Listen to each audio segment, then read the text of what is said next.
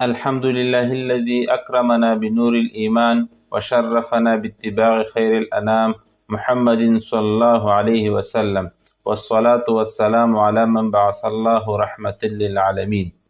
میرے محترم ناظرین، السلام علیکم ورحمۃ اللہ وبرکاتہ۔ آج ہم فضائل اعمال حکایات صحابہ کے ایک نہایت اہم حصے پر بات کرنے جا رہے ہیں، یعنی علمی ولولہ اور اس کا انہماک۔ یہ وہ کیفیت ہے جب علم کا شوق انسان کے دل میں بڑک اٹھتا ہے، لیکن کبھی کبھی یہی شوق اگر حدود سے بڑھ جائے تو آزمائش بن جاتا ہے۔ اسی تعلق سے آج ہم جانیں گے فتویٰ کا کام کرنے والی جماعت کے بارے میں، اور وہ ایمان افروز واقعہ جب حضرت ابوبکر صدیق رضی اللہ عنہ نے ایک علمی مجموعہ تیار کیا مگر پھر خود ہی اسے جلا دیا۔ ایسا کیوں کیا گیا؟ اس میں ہمارے لیے کیا سبق چھپا ہے؟ آئیے اس اہم واقعے سے وہ حکمتیں جانتے ہیں جو علم کو اخلاص کے ساتھ جوڑتی ہے۔ 8واں باب، علمی ولولہ اور اس کا انہماک۔ چونکہ اصل دین کلمہ توحید ہے اور وہی سب کمالات کی بنیاد ہے، جب تک وہ نہ ہو کوئی کار خیر بھی مقبول نہیں۔ اس لیے صحابہ کرام رضی اللہ عنہم کی ہمت بالخصوص ابتدائی زمانہ میں زیادہ تر کلمہ توحید کے پھیلانے اور کفار سے جہاد کرنے میں مشغول تھی، اور وہ علمی انہماک کے لیے فارغ و یکسو نہ تھے، لیکن اس کے باوجود ان مشاغل کے ساتھ ان کا انہماک اور شوق و شغف، جس کا ثمرہ آج 1400 برس تک علوم قرآن و حدیث کا بقا ہے، ایک کھلی ہوئی چیز ہے۔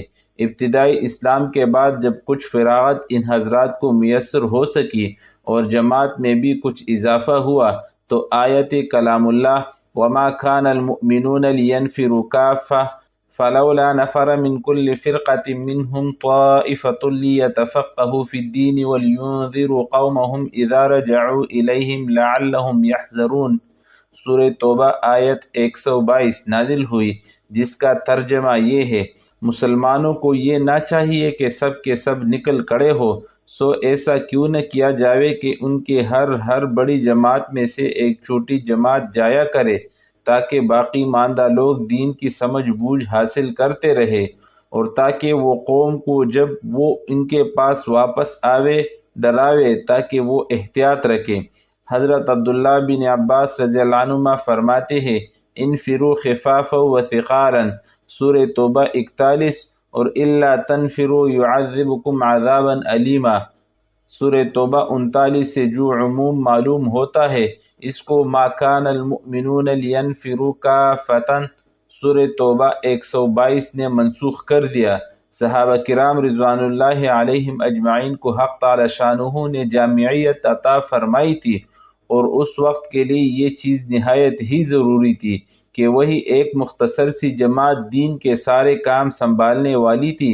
مگر تابعین کے زمانے میں جب اسلام پھیل گیا اور مسلمانوں کی بڑی جماعت اور جمعیت ہو گئی، نیز صحابہ کرام جیسی جامعیت بھی باقی نہ رہی، تو ہر شعبہ دین کے لیے پوری توجہ سے کام کرنے والے اللہ تعالیٰ نے پیدا فرمائے۔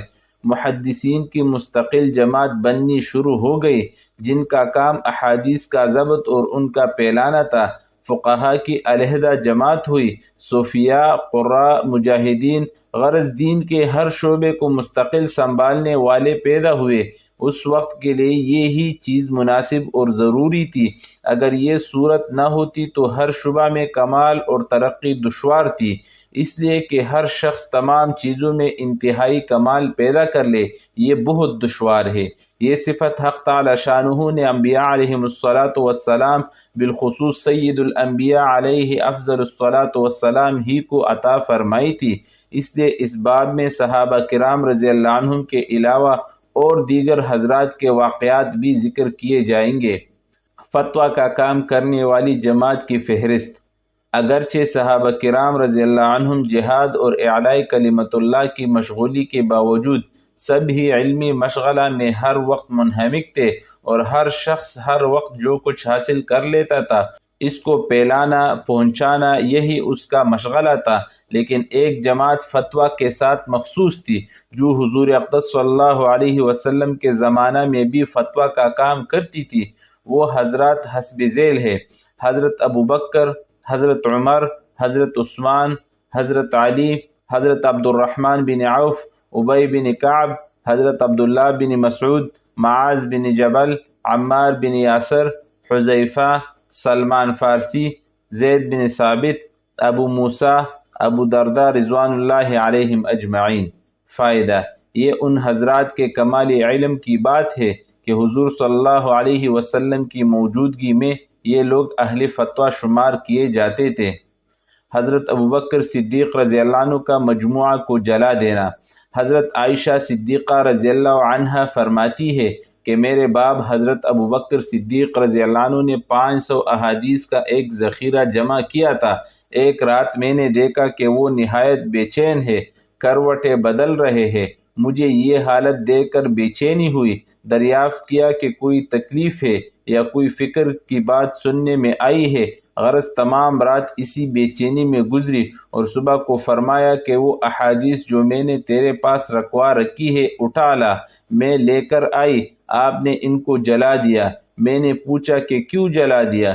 ارشاد فرمایا کہ مجھے اندیشہ ہوا کہ کہیں ایسا نہ ہو کہ میں مر جاؤں اور یہ میرے پاس ہو۔ ان میں سے دوسروں کی سنی ہوئی روایتیں بھی ہیں کہ میں نے معتبر سمجھا ہو اور وہ واقع میں وہ معتبر نہ ہو اور اس کی روایت میں کوئی گڑبڑ ہو جس کا وبال مجھ پر ہو۔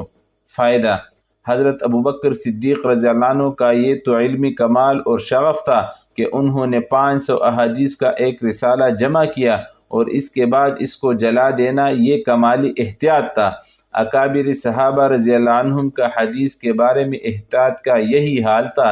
اسی وجہ سے اکثر صحابہ رضی اللہ عنہم سے بہت کم روایتیں نقل کی جاتی ہے۔ ہم لوگوں کو اس واقعے سے سبق لینے کی ضرورت ہے جو ممبروں پر بیٹھ کر بے دڑک احادیث نقل کر دیتے ہیں، حالانکہ حضرت ابوبکر صدیق رضی اللہ عنہ ہر وقت کے حاضر باش، سفر حضر کے ساتھی، ہجرت کے رفیق۔ صحابہ رضی اللہ عنہ کہتے ہیں کہ ہم میں بڑے عالم حضرت ابوبکر رضی اللہ عنہ تھے۔ حضرت عمر رضی اللہ عنہ فرماتے ہیں کہ حضور صلی اللہ علیہ وسلم کے وصال کے بعد جب بیعت کا قصہ پیش آیا اور حضرت ابوبکر صدیق رضی اللہ عنہ نے تقریر فرمائی تو کوئی آیت اور کوئی حدیث ایسی نہیں چھوڑی جس میں انصار کی فضیلت آئی ہو اور حضرت ابوبکر صدیق رضی اللہ عنہ نے اپنی تقریر میں نہ فرما دی ہو۔ اس سے اندازہ ہوتا ہے کہ قرآن پاک پر کتنا عبور تھا اور احادیث کس قدر یاد تھی، مگر پھر بھی بہت کم روایت حدیث کی آپ سے منقول ہے۔ یہی راز ہے کہ حضرت امام اعظم رحمۃ اللہ علیہ سے بھی حدیث کی روایتیں بہت کم نقل کی گئی ہے۔ اللہ تعالی ہمیں وہ علم عطا فرمائے جو عمل پیدا کرے، وہ بصیرت دے جو ہمیں تکبر نہیں بلکہ عاجزی سکھائے، اور ہمیں ان خوش نصیبوں میں شامل کرے جو علم کے ذریعے رب کی معرفت حاصل کرتے ہیں۔